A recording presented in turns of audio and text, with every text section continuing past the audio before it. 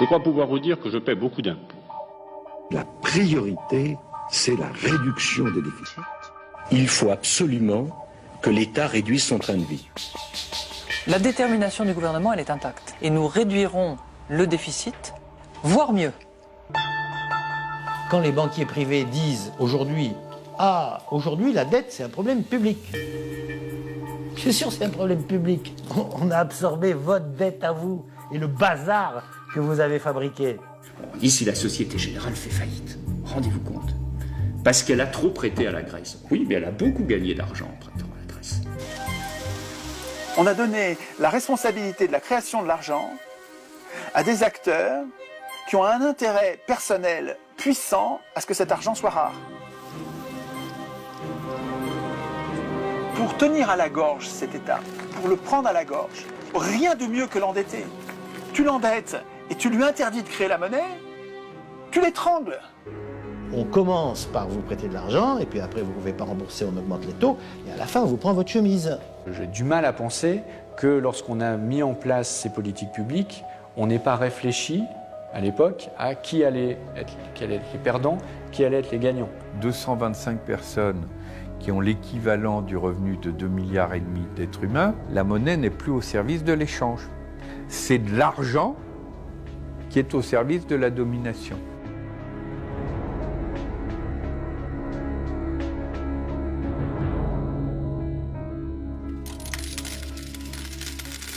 L'argent manque. L'obsession de la dette mine toute politique publique. Il ne s'agit plus de prévoir ni d'organiser, mais d'économiser sou à sou une richesse faite de jetons métalliques, tout droit sortis des banques centrales.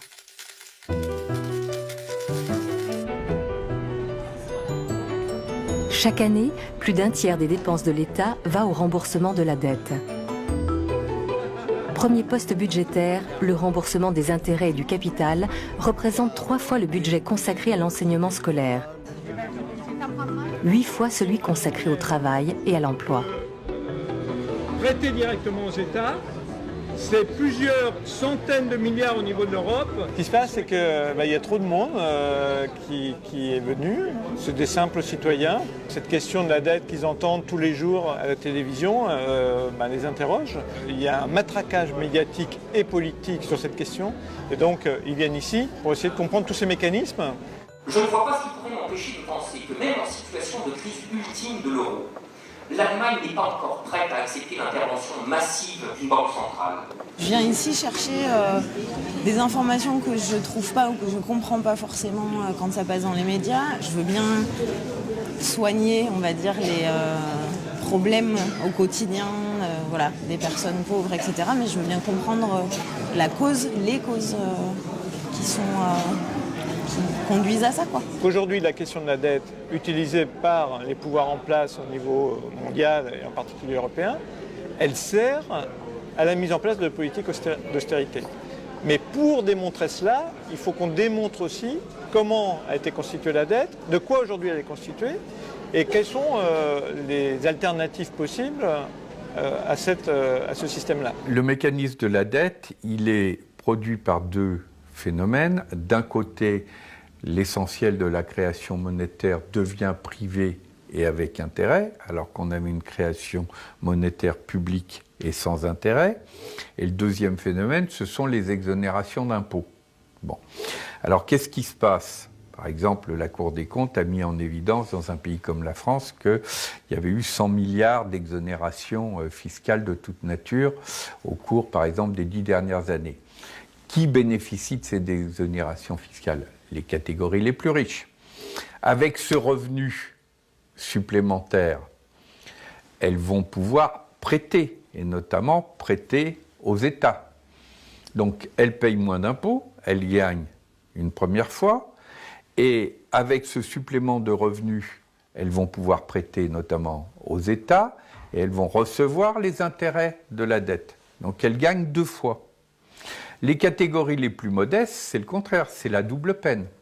Elles ont perdu une première fois parce que moins d'impôts, ça veut dire moins de services publics, moins de transferts sociaux. Elles ont perdu une première fois. Et elles perdent une deuxième fois parce qu'il faut aller payer les intérêts de la dette. comme contribuable, et à ce moment-là, elle paye une deuxième fois. Donc le mécanisme de l'endettement est en fait un mécanisme qui creuse les inégalités. Aux côtés de Attac, le collectif pour l'annulation des dettes du tiers-monde participe aux audits de ces dettes contractées par les pays pauvres aux dépens de leur population. Forte de son expertise, l'ONG attire aujourd'hui l'attention sur les points communs entre dettes du tiers-monde et dettes des pays d'Europe. Le premier point commun, c'est les détenteurs de cette dette. Parce qu'on s'aperçoit de manière générale, de manière globale, que ce sont ces fameux marchés financiers, donc ces banques privées, ces fonds d'investissement, ces compagnies d'assurance, qui possèdent la dette de nos États au nord et la dette des pays du sud. Donc les créanciers sont les mêmes. Et le deuxième point commun qui est absolument frappant aujourd'hui, c'est les mêmes mesures que les gouvernements ont dû appliquer à la lettre sous surveillance du FMI et de la Banque mondiale, c'est-à-dire privatisation, licenciement dans la fonction publique. Donc là, ça nous ramène complètement à la situation qu'on vit actuellement dans les pays du Nord et qui, à chaque fois, est légitimée par cette dette. Donc on n'a pas le choix, cette dette est là, donc il faudrait appliquer ces mesures d'austérité. Donc voilà, il faut s'interroger sur la validité de cette dette, la légitimité. À qui a-t-elle profité? Est-ce qu'elle a profité à la population, à l'intérêt général? Si ça n'a pas été le cas, c'est une dette illégitime qui doit donc être mise en cause, en d'autres termes, qui ne doit pas être payée par la population.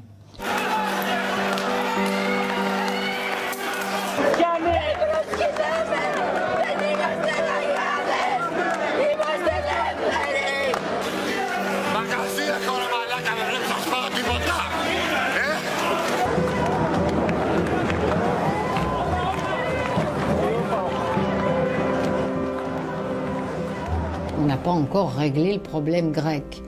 Parce que Mme Merkel voulait que les banquiers privés prennent leur part, parce que la Banque Centrale Européenne ne voulait pas y mettre la main. Et le problème grec, qui n'est pas au départ un énorme problème par rapport à l'ensemble de la zone euro et a fortiori de l'Union européenne, est devenu un problème politique maintenant. Je pense que la crise grecque a pris cette ampleur, d'une certaine manière, à cause, pas seulement de la BCE, à cause des autorités de l'Union européenne, de la gouvernance de la zone euro.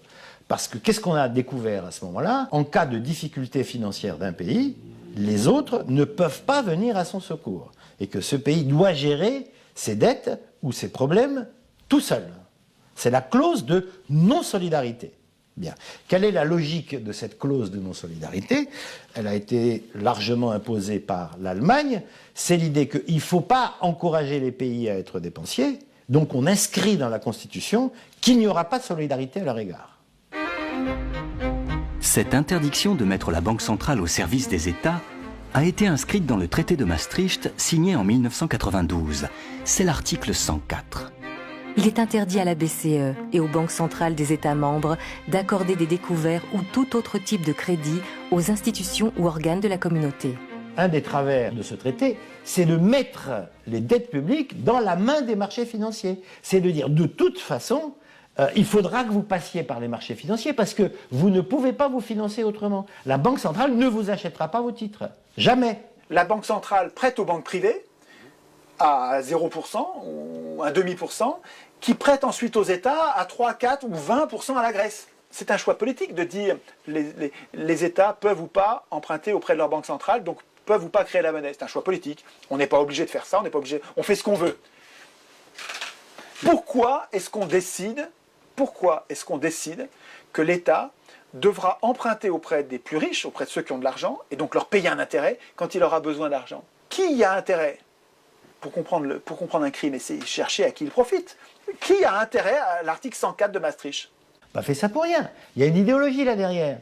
Et l'idéologie, c'est que c'est les marchés qui peuvent discipliner les États. C'est-à-dire, sachant que les États devront, pour leur financement, passer par les marchés, et que les marchés ont le gros bâton de dire taux d'intérêt à 18% ou on ne vous finance pas, d'accord? On se dit, ah, ça va discipliner les États. Le taux d'intérêt est la punition. Elle est infligée par les agences de notation qui, à travers leurs notes, montrent leurs préférences. Quand les Grecs proposent un référendum sur la dette en 2011, leur note est baissée. Les licenciements dans la fonction publique ou la privatisation des services publics sont, eux, interprétés comme des signes positifs. Si la dette submerge un État, il doit payer davantage. Il n'y aurait pas d'autre alternative.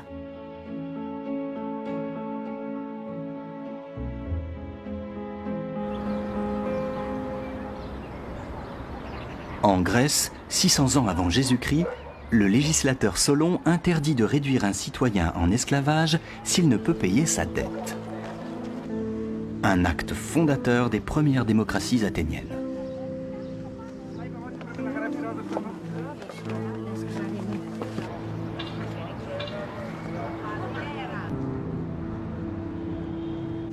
Dominique Hollard travaille au cabinet des médailles à Paris. Pour ce spécialiste de l'Antiquité, les crises monétaires sont fréquentes au cours de l'histoire. Mais la situation actuelle est un peu curieuse. La Grèce, en tant que pays, devrait de l'argent à l'Allemagne, à l'Angleterre, à l'Union européenne, au Japon. Non, elle doit de l'argent à des banques privées qui lui ont prêté de l'argent à des taux qui peuvent être considérés comme quasiment usuraires, argent que ces banques n'avaient pas, mais qu'elles ont pu prêter en empruntant à des taux très bas sur de la finance publique mis à leur disposition par les États européens. Vous voulez dire que ce sont les États qui ont financé les banques privées, qui ont refinancé les États derrière? Absolument. Par rapport à la crise actuelle, là où un Romain sera extrêmement surpris, ou un empereur, ou même un banquier romain, c'est le fait que des États entiers, et des empires entiers, parce que les États-Unis, par exemple, sont à la taille d'un empire, soient désormais, ne soient plus maîtres réellement de l'outil monétaire. Cette chute, cette perte de la main publique, de la res publica, de l'État, sur le contrôle des flux, je crois que c'est ce qui est le plus incompréhensible pour un homme de l'Antiquité s'il voyait ça de nos jours. C'est-à-dire qu'en fait, qu'en dernière analyse, ce soit un groupe mystérieux d'investisseurs sans visage qui puisse ruiner une économie sans que l'État, avec sa majesté d'État, puisse y faire quoi que ce soit. En dernière analyse, quoi qu'il se passe, et quelles que soient les contraintes externes ou internes, le dernier mot revenait à la puissance publique. Et je vous ai amené là deux monnaies qui parlent du même événement. Ce sont de très belles monnaies de bronze, des sesterces, mais alors noires parce qu'elles se sont oxydées. Au départ, ce sont des monnaies aussi jaunes que nos pièces de 50 centimes d'euros, à l'origine, leur vraie couleur. Des pièces de l'empereur Hadrien, bien connues. Et l'empereur Hadrien a, parmi d'autres empereurs de la période, il n'est pas le seul, fait des remises fiscales. Et sur les scènes que vous voyez là, vous voyez un licteur, c'est-à-dire un officier public, représentant l'autorité de l'État, qui met le feu avec une torche à une pile de papier, de rouleaux, qui sont en fait les dettes, qui sont les registres d'endettement, puisque toute dette était évidemment enregistrée, les dettes vis-à-vis de l'État d'un certain nombre de particuliers de communautés. Là, vous avez la scène, vous voyez juste le licteur mettre le feu au registre de dettes, et là, vous avez le même licteur qui met le feu au registre de dettes, avec de l'autre côté des citoyens enthousiastes qui acclament évidemment cette action de remise fiscale. Une inscription nous a permis de savoir, indépendamment de ces monnaies, que c'est la somme de 900 millions de sesterces, qui est quand même une somme assez conséquente qui a été annulée.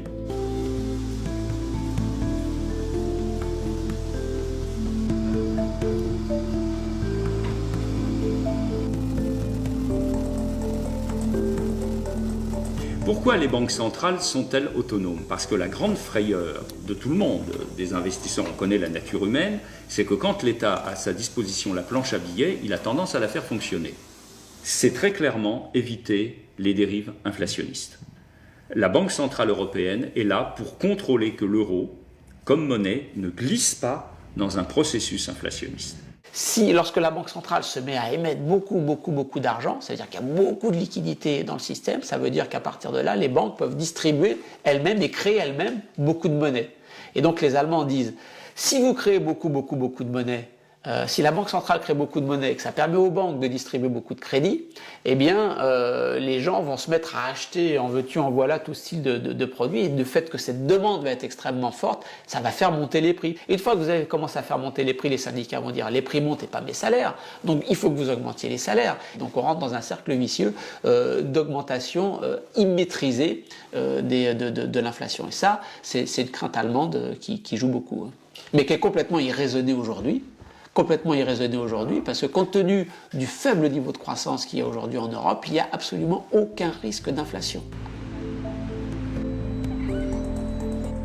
Député européen, l'écologiste Pascal Canfin est confronté quotidiennement au dogme de l'orthodoxie monétaire, défendu par les experts de l'Union. Leur analyse, c'est que le contrôle de l'inflation, par tous les moyens, c'est la clé d'une société démocratique. Et donc, pour faire ça, il ne faut pas laisser aux États la possibilité de manipuler les prix.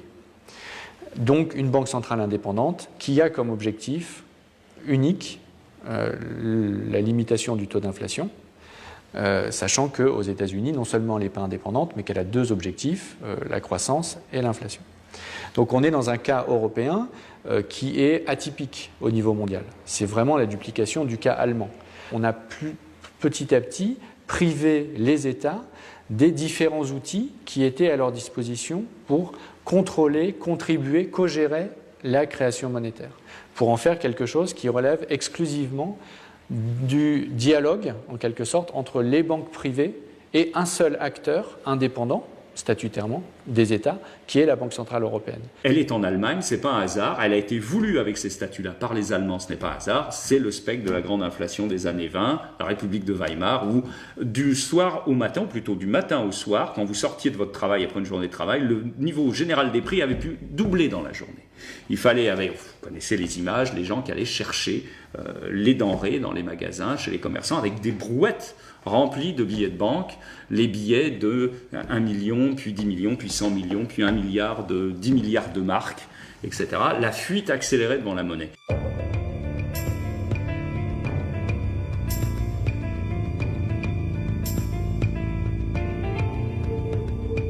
Ça a été un traumatisme là, majeur pour l'Allemagne, parce qu'ils ont lié ça, alors qu'il n'y a pas de lien direct, après, avec la suite de la grande crise, puis la guerre et l'économie de guerre, et du coup, l'orthodoxie budgétaire et l'orthodoxie monétaire, ne pas faire trop de monnaie et ne pas laisser les prix déraper, est une volonté politique absolue de l'Allemagne qu'elle a imposée à tous ses partenaires dans l'euro. Ça a surtout conditionné la façon dont l'Allemagne a voulu gérer cette crise de la dette publique européenne, hein. Elle l'a fait avec ce souvenir, effectivement, de à chaque fois qu'on crée trop de monnaie, ça se finit toujours dans l'inflation. Elle l'a fait aussi avec le souvenir de la façon dont l'Allemagne s'est reconstruite après la Seconde Guerre mondiale, avec ce qu'on appelle l'ordolibéralisme, c'est-à-dire un libéralisme qui doit respecter des règles extrêmement précises. Et une fois qu'on a les règles, on les respecte toujours. Et entre cette crainte du fait que toute intervention de banque centrale va se terminer affreusement dans l'inflation, et de l'autre côté le fait qu'une fois qu'on a une règle, on la respecte scrupuleusement, eh bien ça a conduit l'Allemagne à imposer au reste de l'Europe, et en relais avec Nicolas Sarkozy en France, à dire que, la Banque centrale européenne ne devait pas aider les États au moment de leur crise de dette, et que deux, les États s'étaient engagés lors de la construction de la monnaie unique à maîtriser leur déficit et leur dette publique, et donc la seule façon de s'en sortir quand on a une crise, c'est de faire de la vertu budgétaire généralisée. En 2010, embourbée dans la crise de sa dette, la Grèce perd peu à peu la main sur les décisions politiques. Sommet après sommet, réunion après réunion, elle se retrouve soumise aux diktats financiers imposés par l'Europe.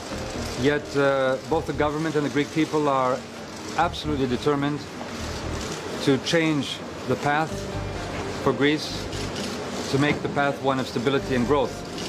Only yesterday we took very strong measures, an adjustment package with a majority in Parliament showing the will to move forward. And we are determined to move forward. Thank you.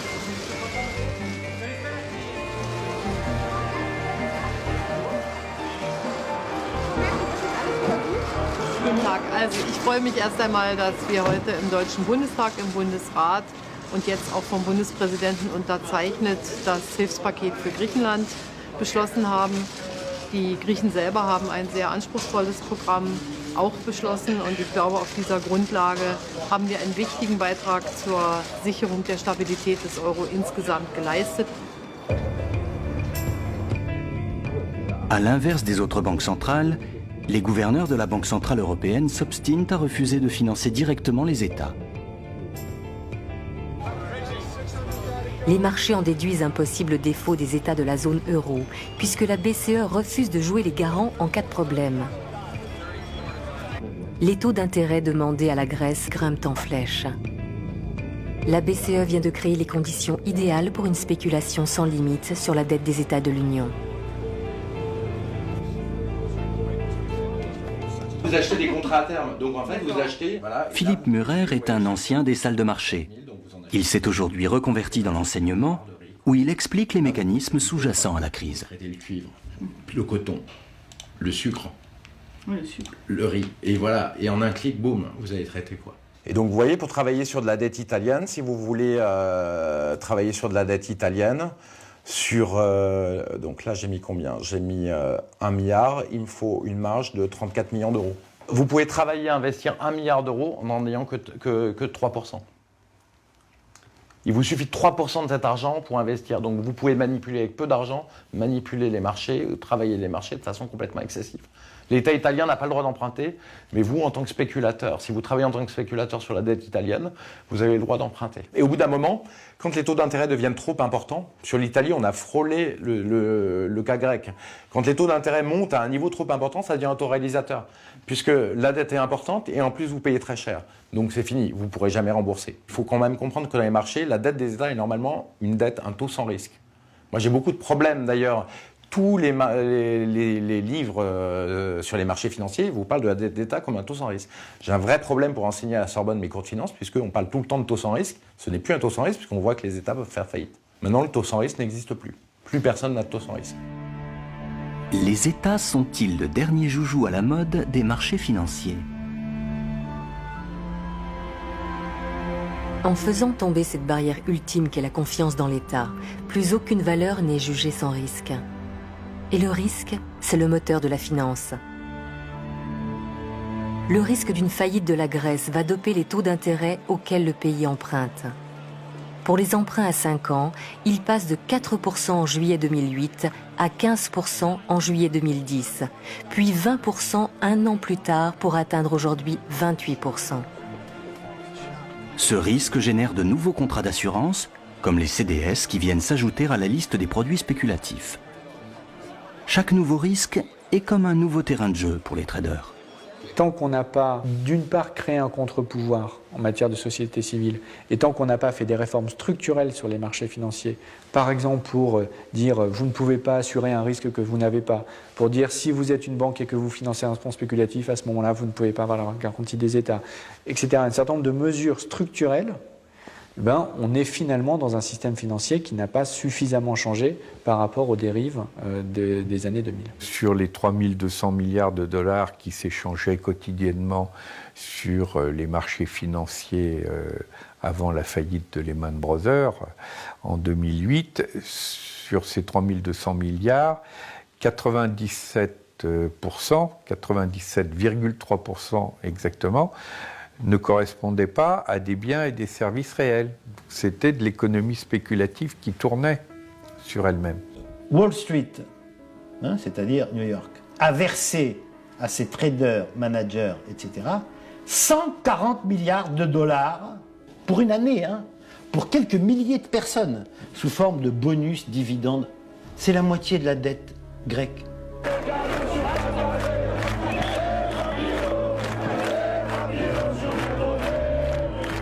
Et ce qu'on a développé, c'est ce qu'on peut appeler la planche à billets privée. Et les excès de la planche à billets privée ont été encore bien pires que les excès de la planche à billets publique.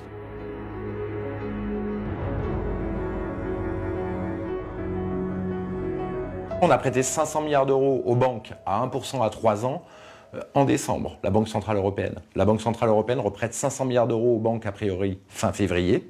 Et tout ça aurait pu être investi dans des projets rentables pour l'Europe et surtout qui permettent de la croissance et qui permettent aux gens de se sortir du chômage.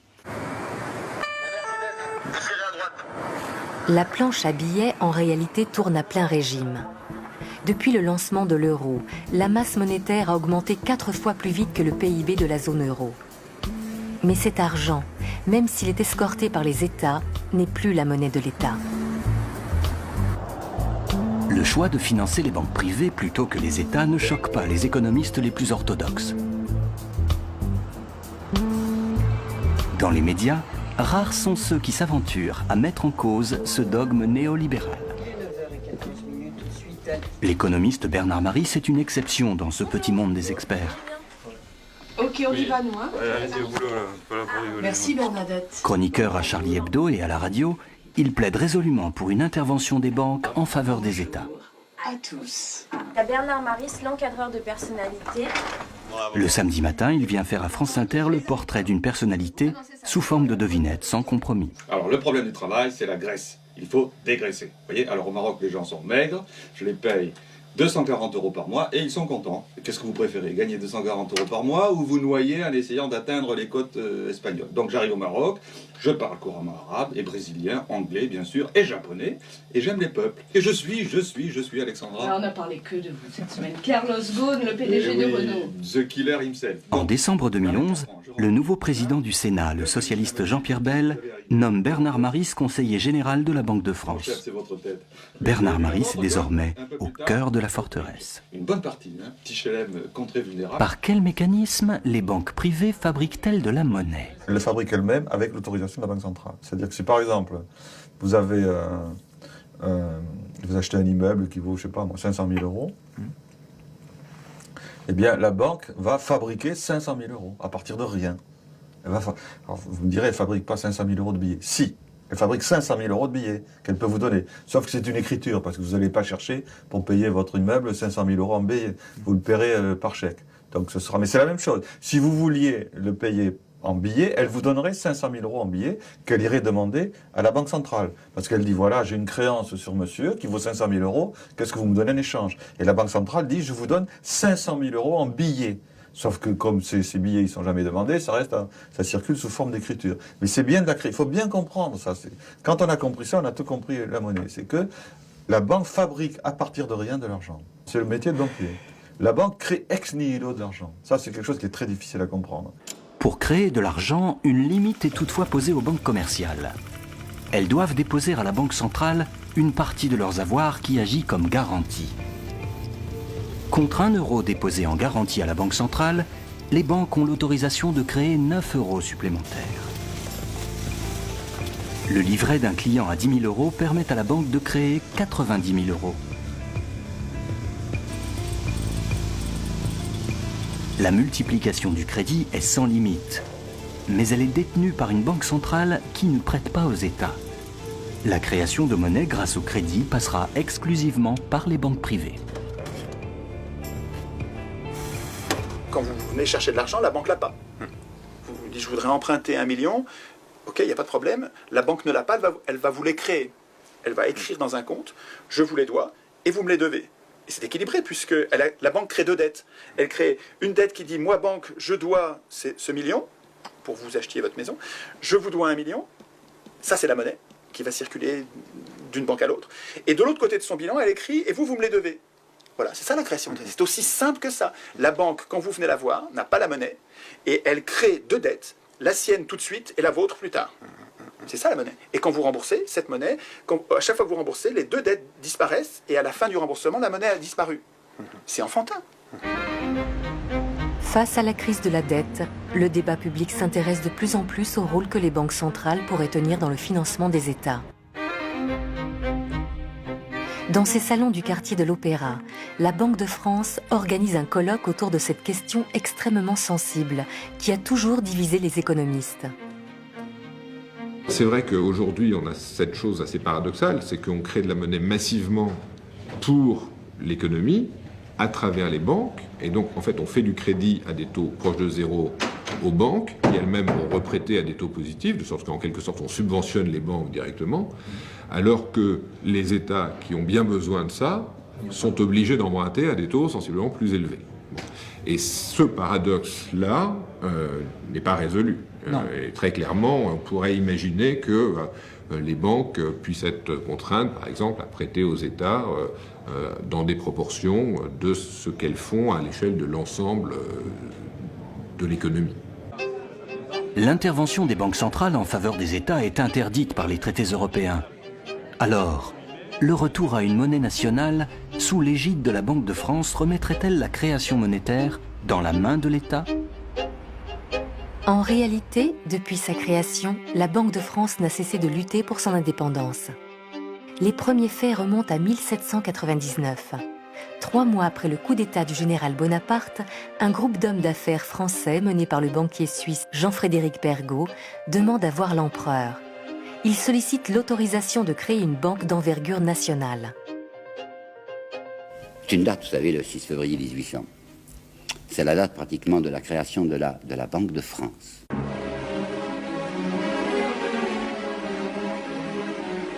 Le 6 février, M. Pergaud s'amène avec un plan. C'est tout écrit, là, va lire une déclaration à Bonaparte, et voici les termes principaux de cette déclaration. Libre par sa création, qui n'appartient qu'à des particuliers. La banque que je propose de créer, écoutez bien, ne négociera avec le gouvernement que lorsqu'elle y rencontrera ses convenances et le complément de ses sûretés. Néanmoins, cette banque s'appellera la Banque de France, mais elle ne sera à aucun degré une banque gouvernementale. Est-ce que vous avez compris?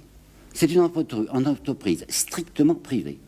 C'est un groupe d'hommes d'affaires qui vient demander à Bonaparte, parce qu'il est le chef de la France, le droit de mettre une étiquette fallacieuse sur leur maison. On mettra Banque de France pour faire croire à la clientèle c'est une banque au service de la France, alors que ce sera simplement leurs intérêts privés, mais comme il y aura Banque de France, vraisemblablement les capitaux afflueront.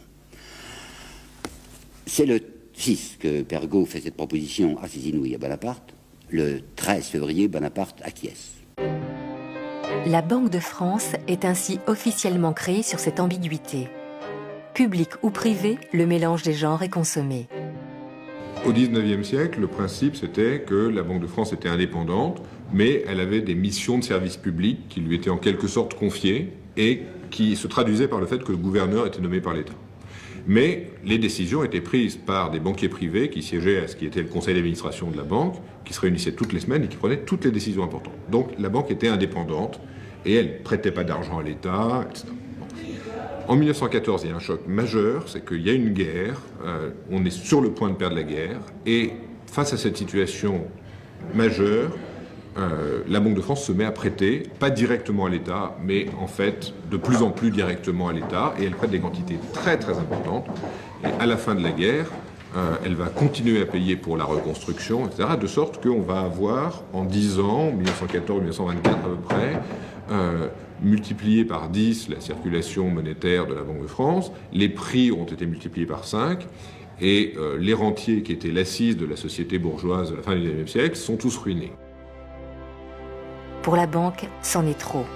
D'autant que le gouvernement Herriot du cartel des gauches a l'intention de combler le déficit qui perdure en augmentant les impôts.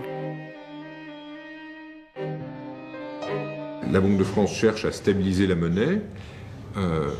Le gouvernement est d'accord avec cette politique, mais considère que la manière de le faire, c'est d'augmenter fortement les impôts pour que le budget soit équilibré et que par conséquent, il n'y ait plus besoin d'emprunter à la Banque de France. Ce qui est complètement raisonnable. Le problème, c'est de savoir quels impôts on augmente. Évidemment, les régents de la Banque de France n'ont pas les mêmes idées sur les impôts qu'il faut augmenter que le gouvernement de gauche. Et surtout, ils menacent de faire encore plus grave que d'augmenter les impôts sur le revenu, ils menacent de taxer le capital. Et ils menacent de taxer le capital à des taux qui sont beaucoup plus élevés que ceux de l'impôt sur la fortune aujourd'hui, parce qu'ils pensent qu'en gros, il faut prendre une partie du capital, pas juste taxer les revenus du capital implicitement. Il faut prendre une partie du capital, et puis après, ce sera fini. Et ça, c'est absolument hors de question pour les détenteurs du capital qui disent « mais non, il faut augmenter la TVA, parce que la TVA, tout le monde la paye, mais ce sera presque rien pour chacun, et donc ce sera fini. » On connaît, c'est les mêmes questions, toujours. Le milieu des affaires et de la finance organise la riposte. Les bons du Trésor, qui alimentent le budget de l'État, sont victimes d'un boycott. Herriot dira qu'il s'est heurté au mur de l'argent. Le gouvernement Herriot, il est piégé parce que la dette à court terme, la dette flottante, est tellement importante que le simple fait que les gens cessent de renouveler la dette flottante suffit à mettre le gouvernement au bord de la faillite. Et comme il est au bord de la faillite, il est obligé d'aller voir la Banque de France. Et la Banque de France lui dit « Vous voyez que vous ne pouvez pas vous passer de nous ». Et à ce moment-là, politiquement, il est fini, il se casse la figure et le gouvernement change. Pour le Front populaire, arrivé au pouvoir en 1936, le statut privé de la Banque de France est incompatible avec l'intérêt général. La loi du 24 juillet 1936 en modifie les statuts. Les administrateurs de la banque ne seront plus nommés par les actionnaires privés, mais par le gouvernement.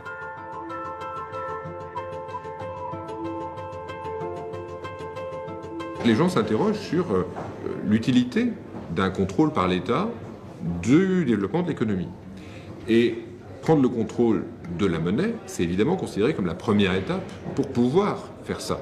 Et c'est ce qui va se faire en France en 1936, mais surtout en 1945, et qui va être continué quand même pendant toutes les années 40-50. Il y a le plan, qui est une grande institution, avec des instructions sur les activités à financer, les activités dans lesquelles il faut investir. L'investissement est financé par des institutions de financement à long terme, mais en dernier recours, quand il n'y a plus assez d'épargne et qu'on veut quand même faire l'investissement, eh bien on porte ça à la Banque de France, et c'est la Banque de France qui finance. Laure Kenouel-Corr, chercheuse au CNRS, connaît bien cette période où la banque est mise au service de l'État. C'est la glorieuse époque du Trésor public, dont les anciens bureaux se trouvaient dans les bâtiments du Louvre jusqu'en 1989. C'est-à-dire qu'on considère que les dépenses publiques de l'État, les dépenses d'investissement, vont permettre de réamorcer la pompe de la croissance. Par exemple, l'État finance des grands travaux de bâtiments et de travaux publics, etc. Donc par là, ça réamorce la croissance. C'est tout simple, hein, c'est les dépenses d'investissement. Et il y a également le dépôt des correspondants. Alors ça, c'est une innovation française, c'est-à-dire que vous avez la Caisse nationale de crédit agricole, les entreprises nationalisées comme la SNCF ou EDF, qui sont obligées de déposer leurs fonds au Trésor. Les comptes chèques postaux aussi déposent leurs fonds au Trésor. Donc tout ça fait une espèce de trésorerie formidable au Trésor qui peut donc financer et dépenser au nom de l'État. C'était considéré comme un système qui marchait bien, hein, qui a financé la croissance. Hein. Et c'était le cas ou pas au final? Bien sûr, on avait 5% de croissance par an à l'époque, hein, pendant 30 ans. Avec le circuit du Trésor public, l'État contourne la Banque de France pour créer sa propre trésorerie et couvrir ses dépenses budgétaires. La recette marche plutôt bien. La France connaît les 30 glorieuses.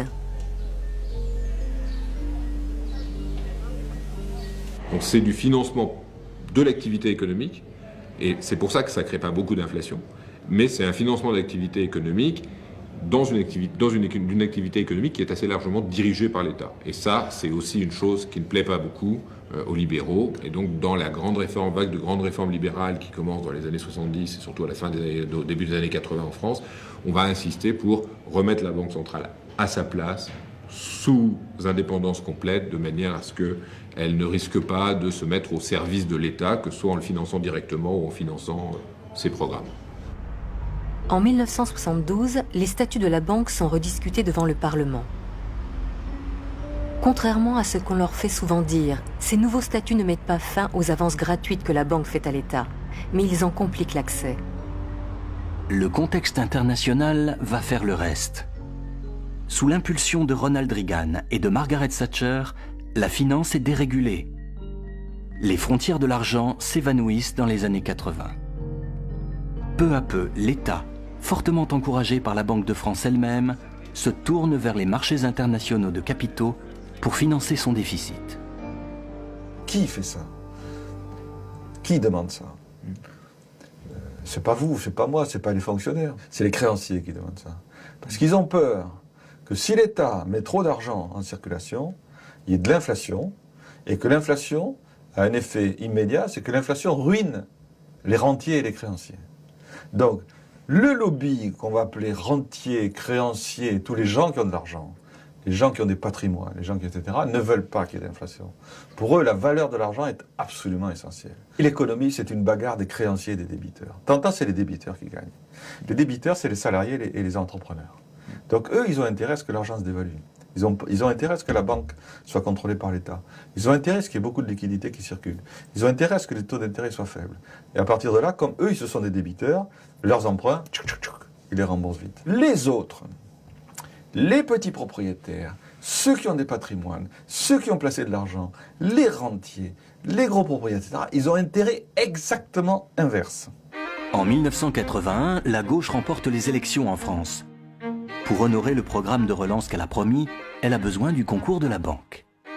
Nouveau bras de fer entre les services du Trésor public et le gouverneur de la Banque de France. On a un gouverneur de la Banque de France, Renaud de la Jeunnière, qui a une grande proximité, qui a été nommé par Valéry Giscard d'Estaing, qui a une grande proximité personnelle et idéologique, disons, avec le pouvoir sortant, et qui n'accepte pas la politique mise en œuvre par les socialistes à leur arrivée au pouvoir. Il faut bien comprendre que la politique que tentent de mettre en place les socialistes lorsqu'ils arrivent au pouvoir, elle est à contre-courant de ce qui est le courant Reagano-Thatcherien, on va dire, de la politique mise en œuvre aux États-Unis et en Grande-Bretagne, mais surtout de la politique mise en œuvre par certains des influents partenaires européens de la France, notamment de l'Allemagne.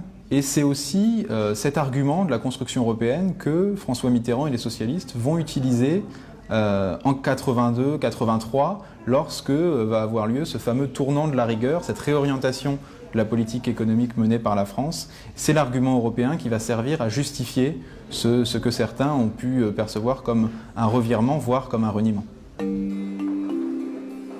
La construction européenne va reléguer la Banque de France au second plan, sous le contrôle de la Banque centrale européenne, qui fédère toutes les banques centrales de l'Union. Mais l'objectif reste le même. Indépendance maximum à l'égard du pouvoir politique. En quelque sorte, il y avait l'idée qu'il fallait sortir les États du jeu, sortir la puissance publique du jeu, en faisant une banque centrale indépendante d'un côté, des banques privées, de fait, indépendantes des États de l'autre. Alors évidemment, on pourrait dire, aujourd'hui, malgré tout, on est dans une situation particulière, les États sont en grande difficulté, et en particulier parce qu'ils ont sauvé une grande partie de l'économie privée de la crise, et il faudrait bien quand même qu'il y ait quelque chose comme un retour du balancier pour les sauver. Et là, la protection des banques centrales, c'est de dire, mais levez des impôts si vous voulez, nous, on n'a pas à financer ça par la création monétaire. Alors évidemment, les mêmes qui d'un côté disent, quand on est banquiers centraux, on ne va pas créer de monnaie. De l'autre côté, ils disent on ne peut pas lever les impôts parce que ce serait très mauvais pour la concurrence internationale. Donc c'est compliqué. Hein, on voit bien qu'il y a aussi des intérêts de groupe, voire de classe, qui sont derrière ça. Mais la doctrine monétaire, elle reste très établie. Alors qu'en fait, on ne sait pas quelle est la quantité de monnaie qu'on pourrait créer, combien on pourrait faire de crédit avant que l'inflation réellement émerge.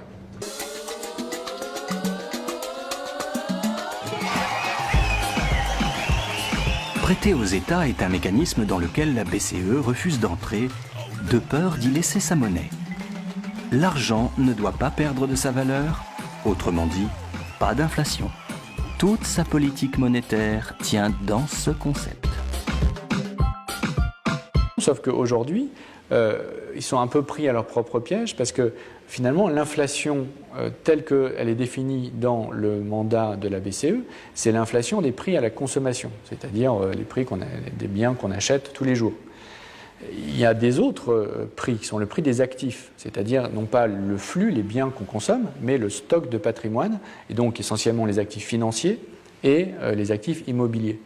Et quand on regarde, depuis qu'on a l'euro, l'évolution du prix de ces actifs financiers et l'évolution du prix de l'immobilier, on a une explosion de l'inflation. La grande majorité de la création monétaire s'est faite pour alimenter des marchés immobiliers et des marchés financiers qui ont généré énormément d'inflation. La bourse devrait s'effondrer et elle ne s'effondre pas. Pourquoi? Parce que les milliers de milliards, vous les mettez là, dans ce monde de riches, où vous poussez les prix à la hausse, parce que vous injectez du pouvoir d'achat, vous êtes en train, avec le même argent, notre argent à nous, qui nous sert, qui est si précieux, qui devrait garder de la valeur, vous êtes en train de l'injecter dans des marchés financiers pour maintenir en survie, en respiration artificielle, des cours de bourse qui devraient s'effondrer, des richesses de banquiers qui devraient s'effondrer, ces gens-là devraient être ruinés, vous leur donnez de l'argent, l'inflation, vous la voyez là, c'est l'inflation des actifs. En réalité, l'indépendance de la BCE n'a pas empêché l'inflation des produits convoités par les banques et les marchés, sur lesquels ils investissent massivement leur pouvoir de création monétaire.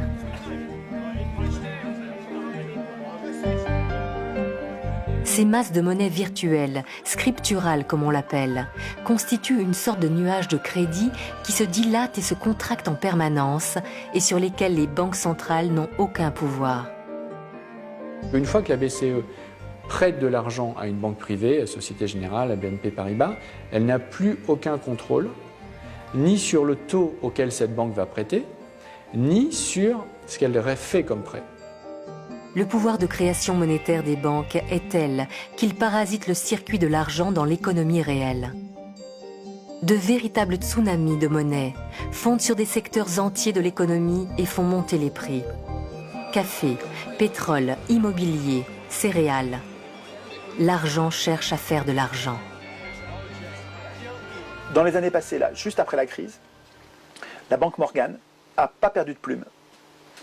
Dans les subprimes, ils ont vu venir le truc, ils se sont retirés avant, ils n'ont pas perdu de plume. Donc ils avaient un cash colossal.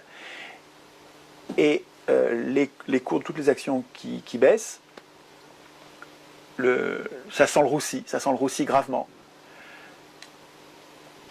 Et ils se sont mis à acheter toutes les matières premières du monde. Le cuivre, les métaux précieux, le blé, le maïs, tous les produits agricoles.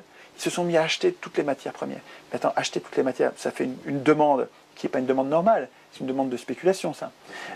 Et c'est une demande qui vient gonfler. En gonflant la demande, vous faites le mécanisme dont on parlait tout à l'heure, vous créez une rareté qui fait augmenter les prix. Et ça tombe bien, c'est ça sur quoi ils parient. Ils parient effectivement que les prix vont en monter, et comme c'est eux qui achètent et que les prix augmentent après qu'ils aient acheté, ils s'enrichissent en affamant des millions de personnes. C'est-à-dire que tous ceux qui pouvaient juste se nourrir, ils y arrivaient à peine. Avec le prix donné du blé ou du maïs ou du riz dans les différents coins du monde. Tous ces gens-là, pour qui le riz ou le blé devient plus cher, mais c'est juste, ça devient inaccessible. Et ils ne meurent pas aussitôt, juste ils mangent moitié moins de riz alors qu'ils ne pouvaient pas manger moins de riz. Donc ils commencent à crever de faim. Et crever de faim, ça prend des semaines de torture, ils sont en train de mourir de faim là. Ils sont en train de mourir de faim parce que les banquiers, parce que Morgan a décidé que, effectivement, là c'est vraiment le moment d'acheter, c'est ça qui va manquer au monde, donc c'est ça qu'il faut qu'on ait acheté. De toute façon, on a du cash, il faut qu'on l'utilise ce cash. Enfin, je veux dire, là on a un problème. Où est-ce qu'on peut le mettre? Un endroit où c'est sûr, ça va monter, ça va pas baisser.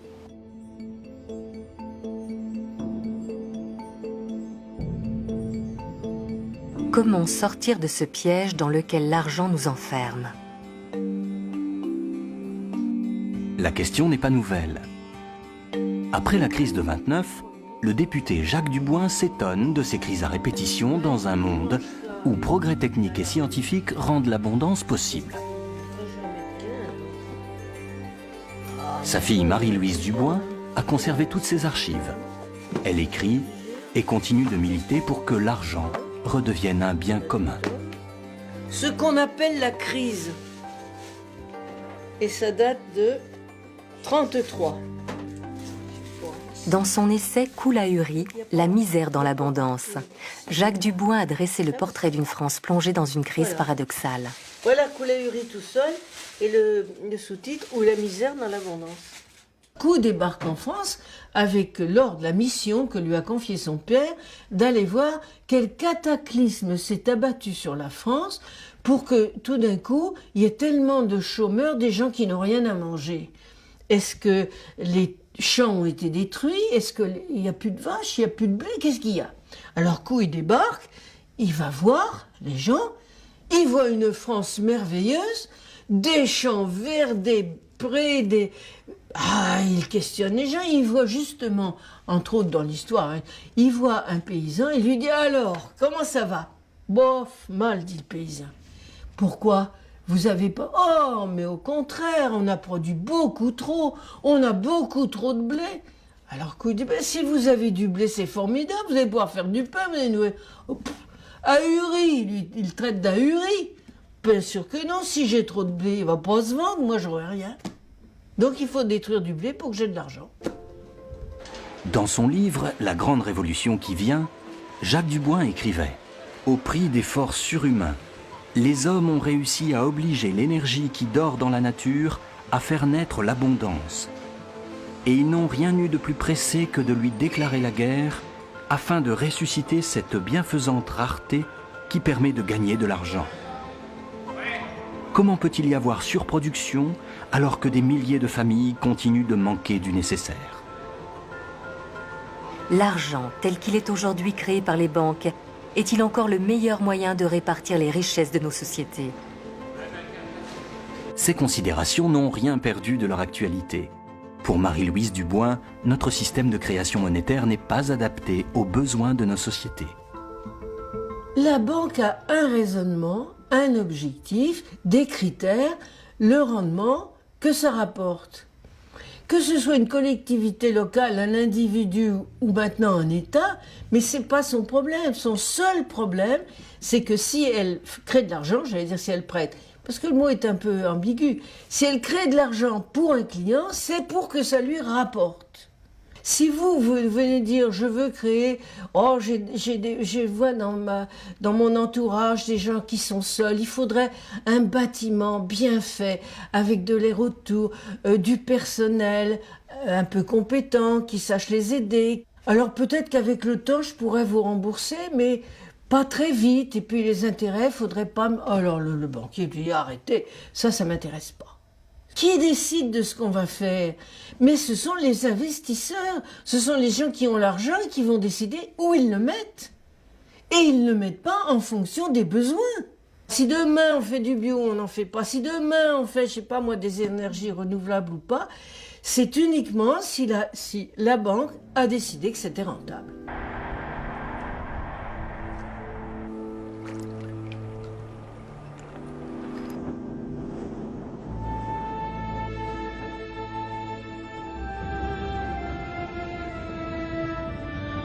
L'enjeu dans lequel on est, donc maintenant, c'est est-ce que, à l'occasion de cette crise majeure de l'histoire du capitalisme, on va être à même de mettre fin à cette économie de confiscation, donc de re-réglementer la finance, de refaire qu'une banque, ça sert à faire du crédit à des particuliers, à des entreprises pour qu'elles investissent et pas spéculer avec l'argent des particuliers. Bon. Est-ce qu'on va être capable de rétablir une économie normale, ou bien est-ce que cette économie de confiscation va se poursuivre par d'autres moyens? Voilà, c'est ça l'enjeu du moment actuel. C'est ça l'enjeu du moment actuel. Parce que l'autre choix dont on n'a pas parlé, c'est on ne paye pas. Face à la crise de 2008, un seul pays d'Europe a refusé de payer pour les banques.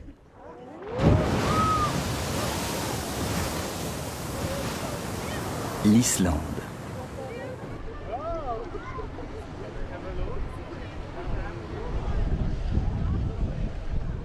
C'est une île, donc les gens se connaissent, etc. Ils partagent des histoires ensemble, ils sont là l'hiver, ensemble, pas seulement l'été, quand les touristes viennent les voir, et c'est petit, bien. Donc, profitant de cette particularité-là, ils ont une attitude absolument magnifique, magnifique. Ça veut dire qu'ils sont allés dans les banques et ils ont dit, hop, on sort les actifs domestiques, donc les avoirs des Islandais, voilà. Tout ce qui est actifs étrangers, tout ce qui est activité spéculative, tout ce qui est ce avec quoi les gens se sont gavés pendant des années, terminé, on fait défaut. Suite à la crise des subprimes, la banque privée islandaise iSave et sa maison mère Landbanski doivent rembourser 4 milliards de dollars à des clients hollandais et britanniques. Le gouvernement annonce qu'il prendra en charge cette dette privée.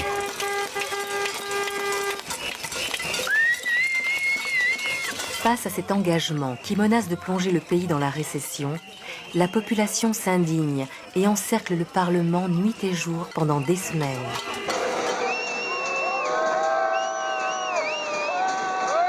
Cette résistance de la population islandaise plonge la communauté financière dans la consternation.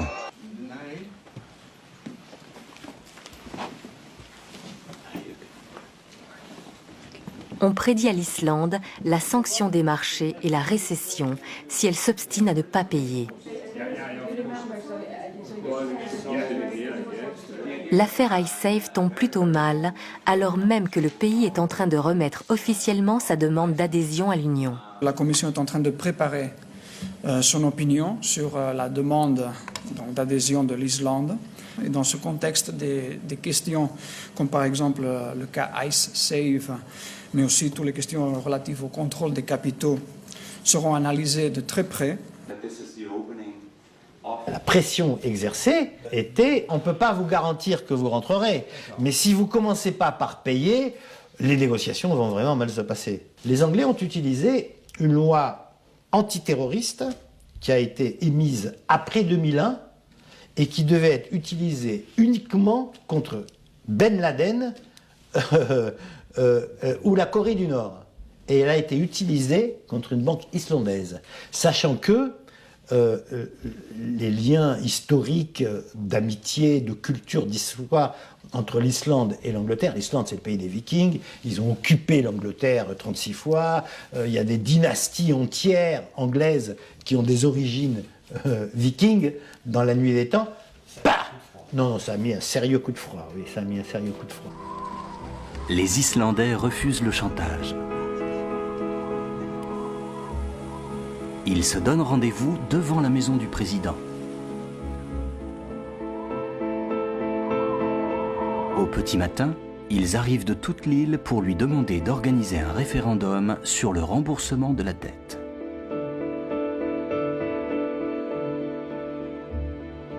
Ils apportent au président une pétition signée par un quart de la population.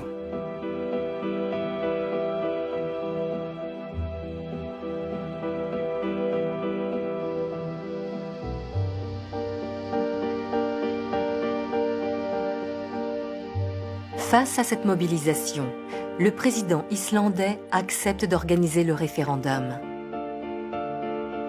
Le 6 mars 2010, les Islandais votent à 93% contre un remboursement de la dette privée avec de l'argent public.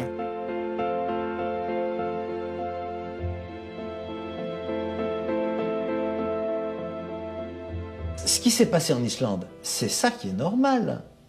C'était une dette privée de banquiers privés vis-à-vis de banques privées. On ne peut pas payer, on fait faillite. Et donc celui qui a prêté indûment subit. Je veux dire, la situation dans laquelle on met l'État responsable d'une dette privée est totalement anormale. L'enfer prédit aux Islandais ne se révèle pas si terrible. Au bout de 2 ans, le pays renoue avec la croissance. Un rétablissement plutôt rapide. Comme les choses vont mieux, une partie des actifs se valorise et reprennent de la valeur. Donc ce qui était totalement impensable à un moment, payer ces 4 milliards, le devient maintenant parce que les choses allant mieux, les actifs de Landbanski prennent de la valeur et donc ils peuvent imaginer payer 4 milliards et éviter une crise majeure.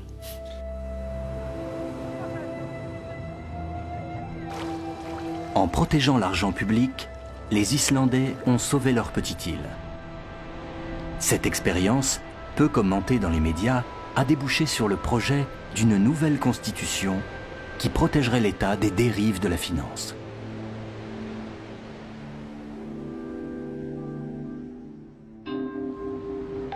Quelle place tiendrait l'argent dans une société idéale ?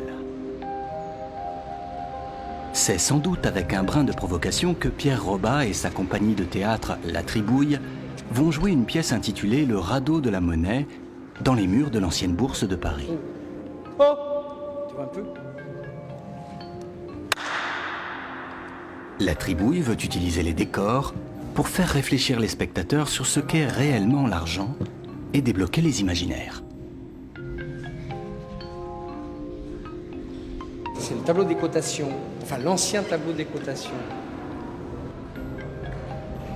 Ce qui est marrant d'imaginer, c'est que des gens ici ont paniqué et ont été à un moment donné dans des moments d'euphorie totale, en regardant des chiffres et en regardant des noms de sociétés. Ce qui motive souvent les marchés, ce sont des émotions. Ça peut être la peur, la panique, l'euphorie, des choses qui sont totalement irrationnelles. On est tous chargés d'émotions et ces gens-là qui nous parlent de règles, de choses bien établies, eux aussi sont chargés d'émotions. Et que donc ça joue sur les marchés. Donc on peut très bien, nous aussi, construire des règles, participer de manière démocratique à des choix sur la monnaie, sur les banques centrales, sur l'émission de monnaie, etc. etc. quoi. Le radeau de la monnaie met en scène un spectateur qui veut payer son billet d'entrée avec une caisse de pommes. J'aime ce tintement. Ça teinte comme un appel. Hop là. Bon, hey, on échange les pommes contre un billet et puis voilà. Mais non, mais tu inventes une convertibilité qui n'existe pas. On ne vit pas sur la planète Mars. Non, non, non. Les règles du jeu monétaire sont valables pour tout le monde. Ça vaut combien un kilo de pommes? Non, pas question de convertir. On n'est pas à la bourse, mais dans un théâtre. On est tous des experts dans nos propres vies. Donc l'économie, l'environnement, la monnaie, les systèmes d'échange, on doit pouvoir s'en emparer et trouver des outils pour trouver des solutions, voilà, aux problématiques qui se posent aujourd'hui. On réglera le problème que si on comprend. Et si on ne comprend pas l'histoire, on est condamné à la revivre. En fait, notre problème, c'est qu'on est inculte. Le temps de comprendre le réel, il nous faut une vie. Et c'est le moment de mourir. Et à chaque fois, les générations se font enfumer parce qu'elles sont incultes. L'économie, c'est très simple. En tout cas, ce qui est important est très simple. Ce qui est compliqué n'a pas d'importance. Ce qui est compliqué, en fait, très souvent, soit ce sont des jeux de spécialistes qui se perdent dans leur complexité, et tant mieux pour eux, c'est leur problème, soit ce sont des écrans de fumée qui servent à nous distraire de l'essentiel pour que nous ayons l'impression que seuls des experts peuvent maîtriser, et donc pour nous tenir à l'écart. Mais ce qui est important en économie et en droit est simple.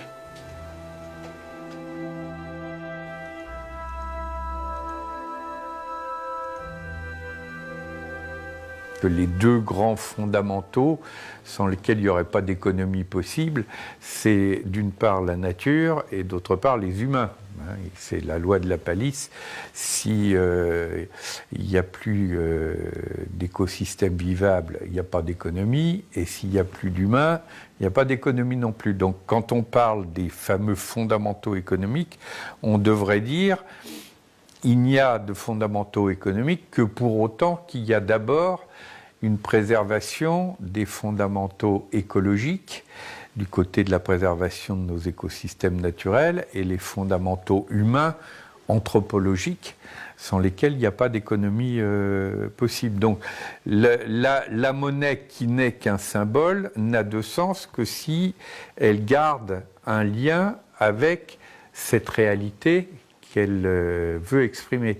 Si la monnaie n'a plus aucun lien, ou si ce lien est complètement déformé, non seulement elle ne préserve pas ses fondamentaux écologiques et humains, mais elle a même tendance à les détruire. Le système s'est tellement appuyé sur les banques, a tellement remis les décisions essentielles dont je parlais tout à l'heure, dans la création monétaire, pour développer une branche ou une autre. Ils ont tellement remis ça aux banques qu'ils se disent, aujourd'hui, si les banques pouvaient plus, mais qu'est-ce qu'on ferait? Il faudrait qu'on décide nous-mêmes. Il faudrait qu'on prenne nos responsabilités. Mais alors peut-être on nous ferait des reproches, tandis que là, c'est pas notre faute, c'est le système. Là, on ne peut pas nier aujourd'hui que c'est un échec total. Enfin, je veux dire, le système financier dans lequel on est un échec total, sauf pour quelques-uns. Alors, est-ce qu'un système qui privilégie quelques-uns et laisse sur le bord de la route de plus en plus de gens est une réussite? Moi, je dis que c'est un grave problème pour nos sociétés. Certains trouvent qu'il suffit d'aménager simplement un peu la chose et puis ça ira un peu mieux, quoi. Mais ça, c'est des choix qu'on a à faire, nous. Choisissez votre banque. Vous avez besoin d'une banque dans laquelle vous allez déposer votre argent, soit pour de l'épargne, soit du compte courant. Vous n'êtes pas obligé de choisir la banque Qui est la plus présente dans les paradis fiscaux, qui verse le plus de bonus des traders, qui finance des fonds spéculatifs. Vous n'êtes pas obligé de faire ça. Vous avez la liberté en tant que citoyen de choisir l'institution financière à laquelle vous faites confiance et où votre argent va être utilisé à des finalités qui sont ou pas en phase avec vos valeurs. Il faut, pour avoir un peu de temps, passer les 2 heures nécessaires à changer les prélèvements, etc. qu'on a fait.